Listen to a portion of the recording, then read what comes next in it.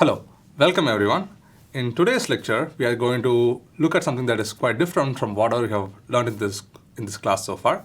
So far, we have essentially looked at systems that are under static equilibrium. So either they are either static or they are moving at a constant velocity or rotating at a constant velocity.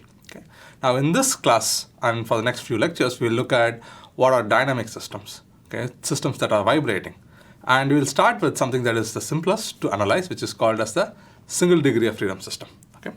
So what are we going to learn? At the end of this lecture, what you'll be prepared to do is analyze what are called as free vibrations of a single degree of freedom system. I will explain what these terms are shortly. Okay. Let's look at what a single degree of freedom system actually means. So a single degree of freedom system essentially comprises of a mass, okay, M, a spring, K, and a damper, C. Okay. And it is essentially actuated by a force, F. And it is called a single degree of freedom system because it is constrained to move along one direction, which is X. Okay, so that is the reason why it is called a single degree of freedom system. So what are these different components of the single degree of freedom systems? So you can essentially think of this mass as essentially the component that has kinetic energy. Okay? And the spring K, which has a spring constant K, essentially is the component that stores potential energy. And the C, which is a damper, is essentially the component that dissipates energy. So essentially it converts mechanical energy into heat. So essentially mass is related to the kinetic energy, the spring is related to the potential energy, and the damper is related to the heat dissipation or the mechanical energy dissipation. Okay? And this entire system is actuated by this force F, which can take different forms. Okay. When this external force F that is being applied is 0, then it is called a free vibration. Essentially, there is no forcing of the system, so it is called as free vibration. Okay. Then you might ask, if there is no force applied, how is the system going to oscillate? How is the system going to move? The answer is, you don't have to keep applying a force, you just have to provide an initial displacement to the mass or an initial velocity to the mass, or you have to supply both. So essentially you can provide an initial displacement, essentially take this mass from here and then put it over there. Okay? And then if you leave it, it is still going to keep oscillating. Or you can actually apply a displacement and also give a velocity initially, x naught dot, and that will still keep oscillating. So essentially you just have to provide some initial energy to the system and then leave it, and the system will keep vibrating. Okay? So all you mean by a free vibration is that you are not constantly applying a force to the system. Okay? That is what you mean by free vibration. So what is going to be the governing equation that governs the motion of the system? And that is given by this equation. Okay? F minus Kx minus Cx dot equal to mx double dot. Okay? So here the dot means a derivative with respect to time. So x double dot is nothing but d squared x divided by dt square, and that is essentially the acceleration of the mass. Okay? So x dot is basically dx over dt, and that is nothing but the velocity. Okay? So essentially this equation essentially is a second order differential equation, a second order ordinary differential equation, and it essentially has an acceleration term, a velocity term, a displacement term, and the forcing term F. Okay. Now, how or where does this equation come from? Okay, and that is actually fairly simple to understand.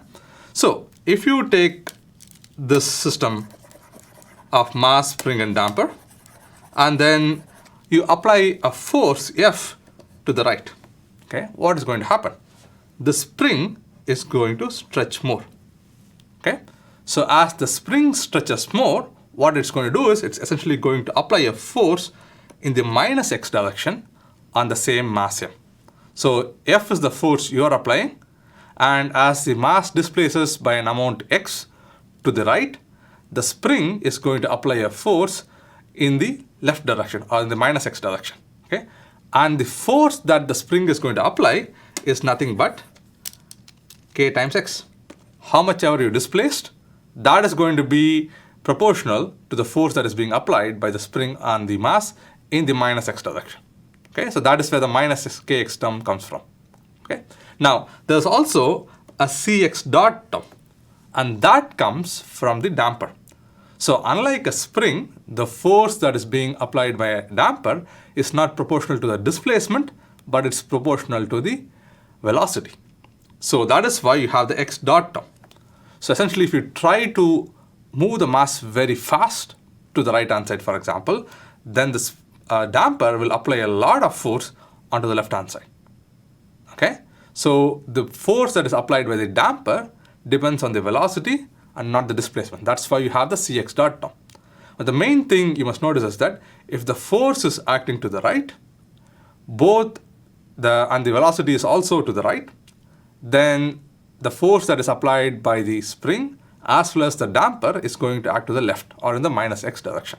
Okay? That is why both these terms here basically have a negative sign. Okay?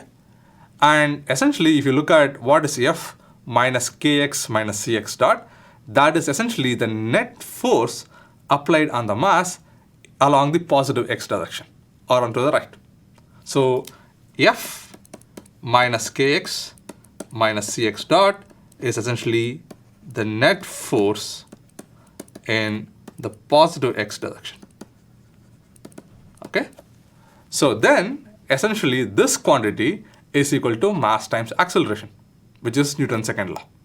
Okay? So mx double dot equal to F minus kx minus cx dot. Okay? So that is the governing equation for the system. Again, it's fairly simple. It's possible that you would have seen something like this in either one of your physics classes or probably in one of your math classes. But essentially, this is a simple second order differential equation that we need to solve. Okay. Now, what you can do is you can take this equation and then put all the terms that either contain x or x dot or x double dot on one side and put the f of t term on the other side. So the governing equation essentially becomes mx double dot plus cx dot plus kx equal to f of t. So this is the most typical way this equation is written. Okay. Now, I told you that this f of t can be 0. And when f of t equal to 0, then what we have is called as a free vibration. Okay, that is what I was mentioning earlier. So we are going to first look at the case where f of t is 0. Okay. Now, if f of t is 0, then for a system to oscillate, you have to put some initial energy into the system. Either you have to provide a displacement to the mass, or you have to provide a velocity to the mass, or you can provide both the displacement as well as velocity. Okay. Now we are going to look at a case, the most general case, where you provide both a displacement and a velocity. Okay. So x of 0 is essentially the displacement of the mass at time t equal to 0, and x dot of 0 is essentially the velocity of the mass at time t equal to 0, which we denote by x naught dot. Okay, this term here. Okay. So essentially, this is a second order differential equation, and if you have two initial conditions, then you can get a full solution. Okay, and these two initial conditions, x of 0 equal to x naught and x dot of 0 equal to x naught dot, are the two initial conditions that we require to solve this differential equation. Okay, so now let's go about solving this differential equation. Okay, now the governing differential equation essentially becomes mx double dot plus cx dot plus kx equal to 0. Okay, and you might have learned this in one of your math classes that the solution or the general solution to an equation like this is essentially of this form.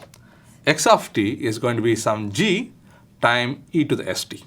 Okay, g is a constant and s is again a constant that we have to find out. And we can find this constant g and s essentially using the two initial conditions, x of 0 equal to x naught and x dot of 0 equal to x naught dot. Okay, so what we do is we take the solution here and then put it into this equation here. Okay, and then if you do that, you essentially end up with an equation like this. Okay, m d squared by dt square of g to the st and so on and so forth. What you realize is that when you take the derivative of an e to the st term, an e to the st term still survives. Okay, so essentially we can pull out an e to the st term in all these terms, this one, and that one, right? So, and you can pull it off like this, and then eventually you have an equation like this. equation like this. Okay, and that is g times ms square plus cs plus k times e to the st equal to 0. Okay, now I want to kind of focus a little bit on this equation. Okay, now if you look at this equation, it says that g times ms square plus cs plus k times e to the st equal to 0. Okay, the main thing that you must note here is that this equation is true for all time t. So irrespective of what the value of s is, irrespective of what the value of t is, this equation is always true. Okay, we know that this term e to the st is either going to be greater than 0 or equal to 0 for all time t. So when t becomes infinite and if s is negative, then e to the st becomes 0. But this is true for any time, even for finite time. So this term is not 0. Okay, for all time t. And g is a constant that you're going to find. Okay, so the only way this particular equation can be true for all time t is if this term here, ms square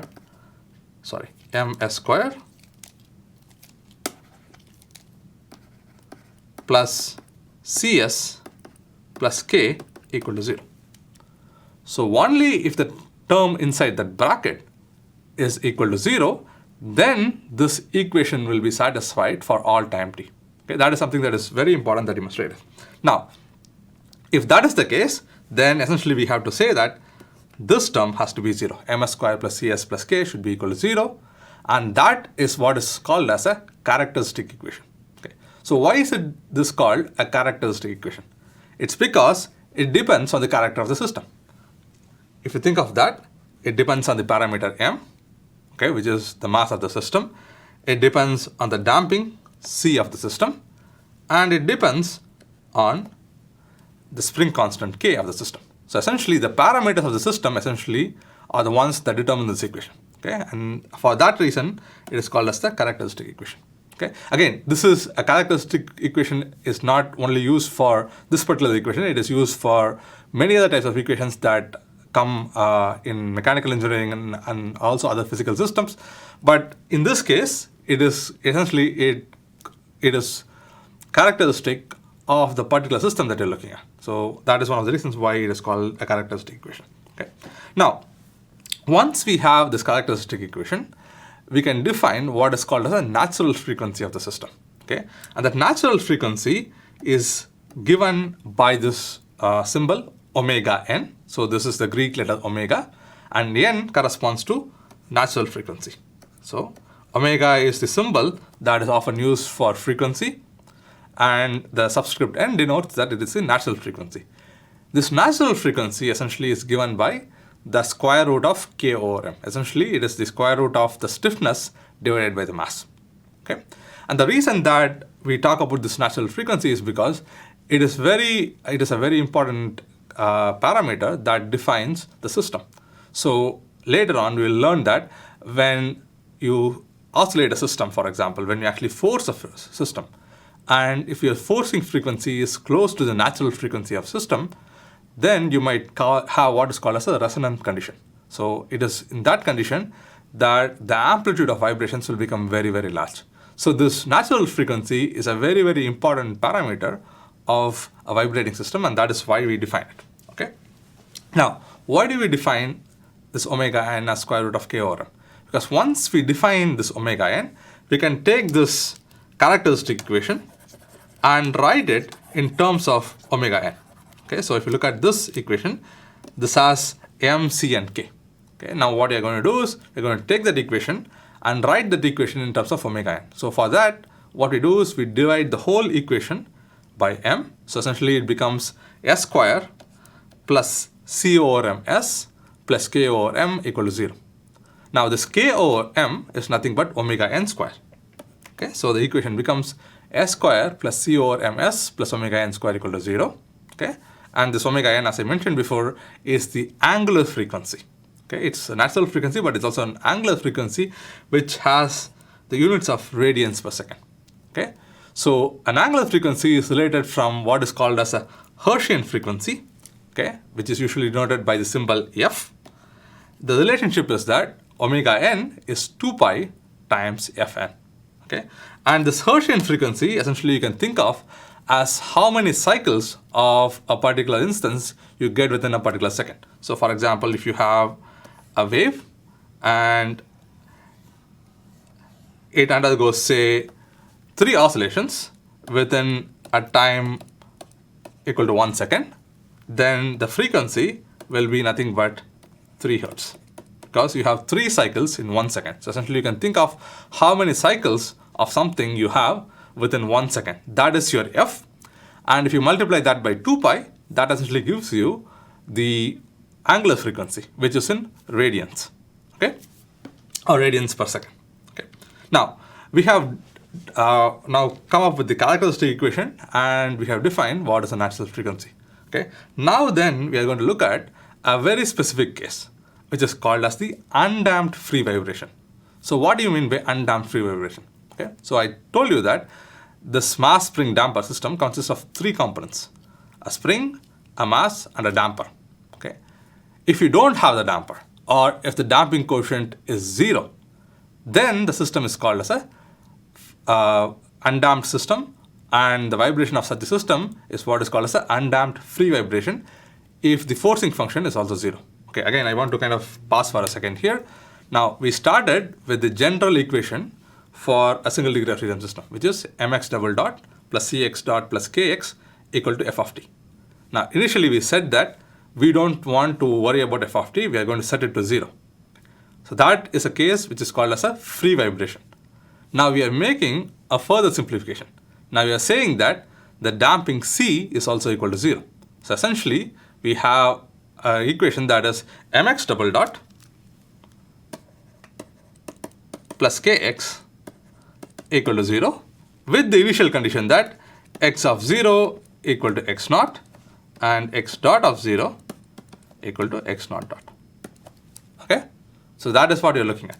Now, if you look at this free vibration case, then you can show that the equation or the solution for x of t, which is the displacement as a function of time, is essentially given by x naught dot by omega n sine omega n t plus x naught cos omega n t. Okay? I have given you all the steps here on how to get from this point until that point. Okay?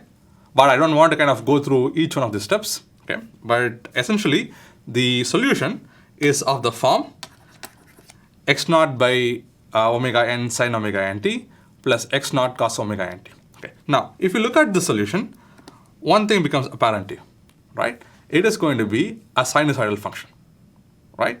It depends on the initial velocity, x naught dot, and it depends on the initial displacement, x naught. Okay? So if x naught dot is equal to 0, if the initial velocity is 0, it will depend only on the initial condition or the initial displacement, x naught. Okay? Now if you plot this particular x of t as a function of t, the typical plot would kind of look like this. It will kind of go up and then go down and go up and go down and so on. Okay? And essentially you are going to have these oscillations infinitely, right? The oscillations are never going to die down. It's essentially going to be sinusoidal.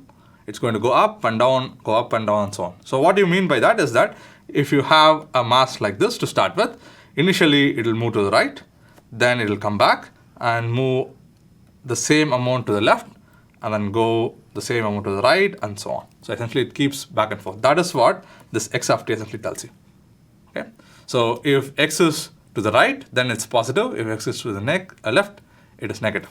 Okay? So the main thing that I want you to understand is that when you have a free vibration, essentially, or more precisely, a free undamped vibration, then what you're going to have is essentially a mass that goes back and forth essentially forever. Okay? That is the solution to the free vibration problem. Okay? Or free undamped vibration. Now, what happens when you actually have damping? Okay? When C is not equal to 0. Okay? And that is what we are going to look at next. Okay? Now, for the case where C is not equal to 0, we first define this term zeta, which is C over Cc. Okay, and the Cc is what is called as a critical damping coefficient. We will kind of look at this, why it is called a critical damping coefficient maybe later on. But the Cc is defined by 2m times omega n. Just to remind you, omega n is the natural frequency, which is nothing but the square root of k over m. Okay, so Cc is 2m omega n, and the zeta is C over Cc. So at this moment, I just want to kind of take a minute and then explain to you what C is. Okay, C is the damping constant, and the zeta is what is called as a damping ratio. Okay, so zeta is essentially a dimensionless variable. Okay, it doesn't have any units. Whereas C, which is the damping constant, actually has units. And how do you find out what the unit of C is? It's very simple. So if you look at the governing equation, f of t is basically equal to mx double dot plus cx dot plus kx. Okay, we know that each of these terms is essentially a unit of force, say Newton. Okay, so if the unit of force is Newton, then cx dot should also have a unit of Newton. Okay, we know that x dot is velocity, which is meters per second. Okay, so whatever is the unit of c times meters per second should be equal to Newton, which essentially means that your damping constant c basically has the units of Newton second per meter. Okay, so the spring constant has a unit of newtons per meter. The damping constant c has a unit of Newton second per meter. Okay, that is something that you must keep in mind. Okay, now having said that, this damping ratio zeta is given by C over Cc, and that is equal to 2m omega, and Cc is 2m omega n. So essentially you can write C as 2m omega n times zeta. Okay, which means that C over m is 2 omega n times zeta. Okay, then we can essentially plug that into this characteristic equation, which is nothing but s square plus c over ms plus omega n square equal to 0. Then you plug this equation, plug this term for c over m. Then what you see is that your s essentially has this kind of a solution. Okay, so the s, which is the the variable that you're solving from the characteristic equation, essentially has the form minus zeta omega n plus I omega d, where omega d is nothing but omega n times 1 minus zeta square under the square root. Okay, so again, this is all just a lot of math. You can just follow it very slowly, but I don't want to focus on the math, but I want to essentially give you what the overall picture is. Okay, now once you have this value for s, you can put that into the solution for x of t. Again, remember, x of t is essentially of the form g e to the power st. Okay, we just found s here, and then we put that into that equation here. Okay, that's all we are doing. Okay, and if you do that, you essentially have the solution for x of t that looks like that. Okay, now again, what you can do is you can do a little bit more math essentially, and essentially what you do is, this is a complex equation, but you know that x of t is actually a real function, so you can just take the real part of the complex solution and then essentially write it in this form. X of t is e to the minus zeta omega n t times a sin omega dt plus b cos omega dt. Okay, and now what you can do is you can impose the initial conditions. X of 0 is x naught and x dot of 0 is x naught dot, and if you do that, you can essentially come up with the final solution for x of t that looks like that. Okay, so x of t is some rho e to the minus zeta omega n times t times cos omega dt minus theta. Okay, where rho and theta are given by these expressions. Okay, and if you look at this expression, it basically depends on the velocity x naught dot, which is the initial velocity. It depends on x naught, which is the initial displacement. It depends on the damped natural frequency, which is omega d. And then it depends on zeta, which is the damping ratio. It depends on omega n, which is the natural frequency. And of course, also it depends on the initial displacement again. Okay. So again, the math to get these terms is maybe a little bit complicated. That is not the point of this class. But essentially, you just need to know that the displacement of a single degree of freedom system that is operating under free vibration but is damped is given by that. Okay? So you can think of this particular x of t as this as some kind of an amplitude of vibration, and this is the time varying part. So essentially, you are going to have some amplitude of this vibration and you are going to have some frequency of this vibration. The frequency is given by this omega d, okay, which again I want to emphasize, this omega d is what is called as a damped natural frequency. Okay. Okay. What do you mean with damped? If there is no damping in the system would oscillate with its natural frequency or omega n. If there is some damping in the system would actually oscillate at a slightly slower frequency, and that frequency is omega d. And omega d is related to omega n basically using this equation here. Okay? Okay, again, this is again a lot of math, but the main thing that I want you to know is that the x of t equation, which is essentially the solution for the free vibration of a damped system, essentially looks like that. Okay. Now, once you have the equation for x of t, what you can do is you can try plotting it. Okay, and if you plot it, the solution is going to look like that. Okay, and the reason that this particular amplitude keeps on reducing is because you have an e to the minus zeta omega n t term in the solution. So that is what I want to point here. Okay, if you look at this solution, there is this e to the minus zeta omega n t. Okay, zeta is positive, omega is positive. So as t increases, this particular term is essentially going to keep going down, which means that the amplitude of the oscillations essentially is going to keep going down.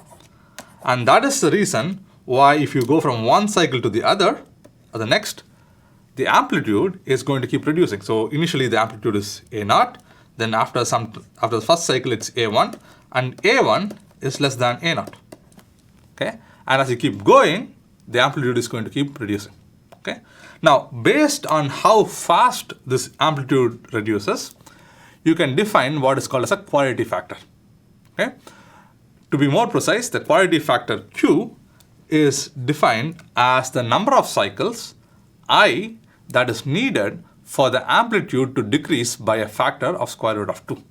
Okay? So if it takes I cycles for the amplitude to go from the initial value A0 to 1 over root 2 times A0, then that I is the quality factor. Okay, so AI over A0 is 1 over square root of 2. Why are you fixated with this square root of 2 term? It's because the energy that is stored in the system is proportional to the square of the amplitude. Okay, so if the amplitude becomes 1 over square root of 2 times the initial value, the energy is actually 1/2 of the initial value. Okay, so it essentially means that this is the number of cycles it takes for the system to dissipate half of the energy that you put in. Okay, so if you look at the single degree of freedom system that we have been studying so far, initially say you apply a displacement x to the mass, okay, and then leave it. Okay, no velocity, just the displacement. Then the amount of energy that you have initially put in is half kx square, which is the energy that is stored in the spring. So if this particular system has a quality factor of 10, what it means is that after 10 cycles, the initial potential energy that you put in, half of it has already been lost as heat because the damper has dissipated it. Okay? So essentially, the number of cycles it takes for the energy to be half of what it was initially, that is the quality factor. And the reason that we define this quality factor is because in a lot of systems, you want to have a high quality factor. Okay? So essentially, if you put some energy into the system, you don't want that system to dissipate the energy so quickly, because then you have to keep feeding more and more power into the system to keep it oscillating. So if the quality factor of the system is high, then you just have to put in a little bit of power for it to keep oscillating at a particular frequency for a long period of time. Okay, and this is something that is important in like micromechanical systems and so on. Okay, so that is why we talk about, or we are concerned about, this quality factor. Okay. The second thing that I want to point out is that when you look at single degree of freedom systems, or like the vibrations of that, usually it's actually very simple to calculate what the mass of the system is, and it's also fairly simple to find out what the stiffness of the system is. So essentially you can calculate M and K quite easily. On the other hand, finding the damping constant C is not trivial. Okay, it is something that has to be most of the times done experimentally. Okay, so often if you want to characterize the system, first you have to find out what the damping constant is. Okay, and that is what we're going to look at next. So how do you find this damping ratio? Again, just to recall, this damping ratio zeta is C over Cc. Okay, so effectively we are interested in finding C. Okay, because Cc is nothing but 2m omega n. Okay, so m is easy to find out, omega n is also easy to find out, so Cc is easy to find out, but C is often difficult to find out. So how do you find this zeta, or this damping ratio, C over Cc? Okay, so for that we use a fairly simple idea, right? So what we do is we take the system and then we subject it to free vibration. Essentially we give a displacement or the velocity initially, and then we let the system evolve over time. And then what we do is we look at any two consecutive peaks. So if you think of a system that is oscillating like this, okay, so this is the first cycle, this is the second cycle, and this is the third cycle. Okay, so essentially we can look at any two consecutive cycles, x2 and x3, or x3 and x4, and whatever it is. Okay, so xn is the amplitude in the nth cycle, and xn plus 1 is the amplitude in the n plus 1 cycle.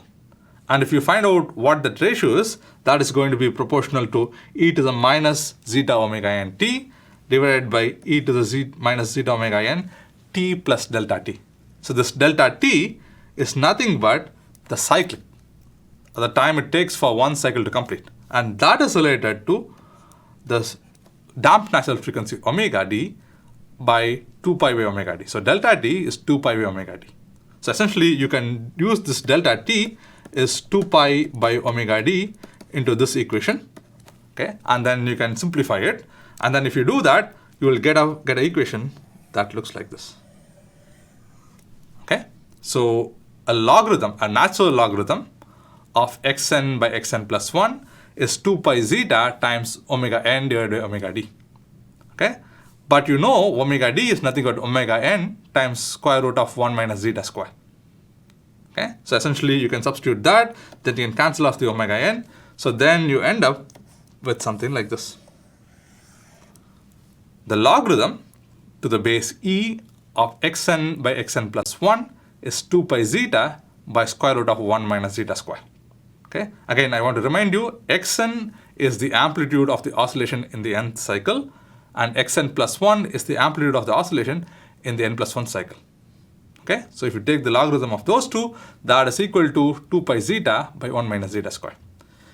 This system, this equation is fairly difficult to solve because you have a logarithm on one side, you have a square root on the other side. It's not so easy to solve, but we have a simple simplification here because the zeta, this damping ratio, is usually much smaller than 1. Okay, this zeta, which is C over Cc, is much smaller than 1, which means that you can approximate ln of xn by xn plus 1 as nothing but 2 pi zeta. Okay, so essentially what you do is you take the ratio of the amplitude of two consecutive cycles, take the logarithm of that, that is equal to 2 pi zeta, so you can calculate zeta fairly easily. Okay, so that is how you actually characterize the system, especially to characterize the damping of the system. Essentially you let it vibrate freely, find out how quickly the amplitude is decaying, and from that you can find out what the damping ratio is. Okay, again, this is a lot of material, and usually if you take a class in vibrations, this is material that they'll probably go over in like 2 or 3 lectures, more slowly, looking at each of these terms much more carefully. But that is not the point of this particular class. So we need this single degree of freedom system essentially to do the analysis of structures. Okay, so I'm just giving you a broad overview of what you need to know to actually analyze continuous systems. Okay, with that I will stop, and then we look at the vibrations or the forced vibrations of a single degree of freedom system in the next lecture. Thank you.